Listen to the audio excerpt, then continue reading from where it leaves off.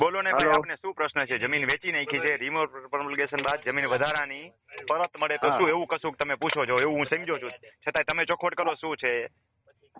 એટલે સર એમાં એવું છે કે અમારા જે જૂના સર્વે નંબરમાં 48 ગુંઠા જમીન હતી અને જે નવો સર્વે નંબર થયો એમાં અમારા 26 ગુંઠા થઈ ગયા અને અમારા જે કાકાવાળા હતા એમ 35 ગુંઠા હતા. હા હા. અને જે એમને ફરી રીસર્વે થતા બીજાનું શું થયું મૂકો ને એક બાજુ, તમારું શું થયું? 4 ગુંઠા જમીન ઘટી નાખી. હા, અમારા ગુંઠા ઘટી ગયા છે. હવે જમીન તમારી જ પાસે છે કે વેચી નાખી? કઈ જમીન? જે જમીન નું પૂછો છો એ સામેવાળા એમને વેચી નાખી છે. જે વધી તમે ગયેલા ખરીદી છે કે તમે વેચાતી રાખી છે? ના અમે વેચાતી નથી રાખી. અમારા ભય ભાગમાં જે આવે ને એટલે અમારા ગુંઠ ઓછા થઈ ગયા છે. તમારા મૂળ તમારી જમીન હતી ને હજી તમારી જ પાસે છે ને? હા, અમારી પાસે જ છે. અમારી તો તમે પૂછવાનું ક્યાં રહ્યું? રીસર્વે માટેની અરજી કરી નાખો ને. અત્યારે મારા ઓડિયો નથી સાંભળતા કે 30 હા જોઈ સર, લગભગ 15-20 દિવસથી તમારી અરજી કરવાની રીતે મૂકી દીધી છે. જુઓ, કબજા ક્ષેત્રફળ ઘટાડાની અરજી કેવી રીતે કરવી કરી નાખો. બરાબર છે. અને સર એક મારો બીજો પ્રશ્ન છે, પૂછી નાખો. આમાં આપણે જે અમારે એક જે નંબર છે ને એ સરકારી પડતર બોલે છે. કેવી રીતે સરકારી પડતર થઈ ગયો? પેલા તમારા નામે નીકળતું હતું? ના, એમાં ગણોતિયા ધારા તરીકે મારા દાદાનું નામ હતું. હા. એટલે એ 7/12 માં નીકળતું નથી. કેટલા વર્ષ પહેલા બંધ થઈ ગયું?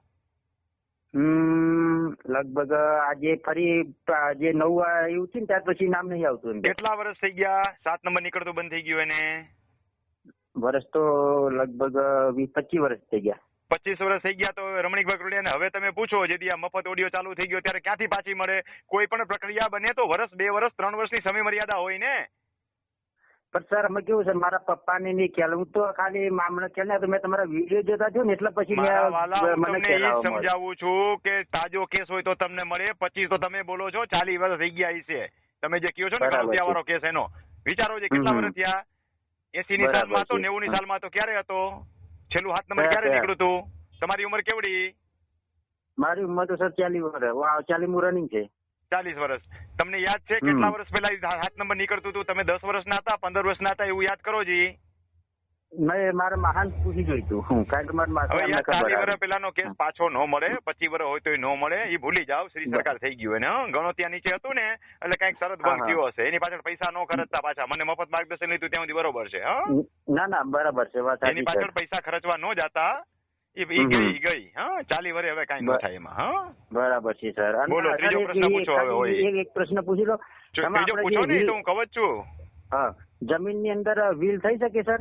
હા, થઈ શકે, થઈ શકે. પણ પાકું વ્હીલ બનાવજો, ચેલેન્જ ન થઈ શકે એવું. એમાં કેવું છે, જે મારા મમ્મીના બેન છે ને, મારા માસી છે, એમની પાસે કોઈ વસ્તા નહીં, નિસંતાન છે કહેવાનો મતલબ. હા, તમે ખાતેદાર છો ને? ખાતેદાર મારા પપ્પા છે. હા, તો એના નામે વ્હીલ કરી શકાય. તમારું નામ ચડાવી દો ને, તો તમારા નામે વ્હીલ કરી વધારે સારું. પપ્પાના નામે કરે એના કરતા. પપ્પાને સીધી કઈ, મારી વાત સાંભળો, પપ્પાના નામે વ્હીલ કરવા કરતા તમે છે ને એની બેનના દીકરા થયા. સમજાણું? બરાબર છે. એટલે બેનના દીકરા તરીકેનો અધિકાર વધારે સારો રહે તમારા પપ્પા કરતા. બરાબર છે. એટલે તમારું નામ ખાતામાં ચડાવી દો. પણ સર મારા જો મારી હયાત વારસે નહીં કરાયેલી તો ચાલે વ્હીલમાં? ચાલે, પણ વારસાઈ કરાવી લેવાય, પછી ખાતેદારી તૂટે. બરાબર છે. હજી હમણાં થોડાક સમયમાં તો ગુજરી જાય એવું નથી ને? ના. હા, તો વ્હીલ કરાવી લ્યો અને નામે ચડાવી લ્યો, તમારું નામ ચડાવી લ્યો જમીનમાં. એ વધારે સારું રહે. લિંક તૂટશે નહીં તમારી. ખાતામાં તમારું પેલા નામ ચડાવજો. વ્હીલ ભલે કરી લ્યો, વ્હીલ ની અમરવારી તો વાર લાગશે. એમ પરબારે ક્યાં ટપકી જવાના હતા. હા. અને સર હું શું કેવા માંગુ છું, પેલા જે રીસર્વે માં અમારા જે ગુંઠ થઈ જાય ખરા ને, પાછા મળી જાય ને? હા. હેલો. હા, બોલો.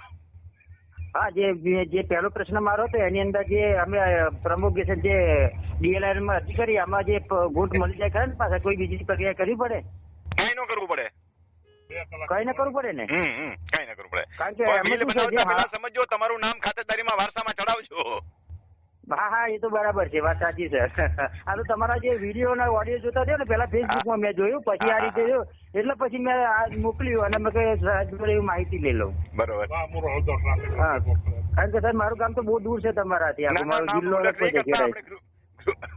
ગ્રુપમાં મૂકજો, બીજાને કામ આવે. બરાબર છે. વાત સાચી.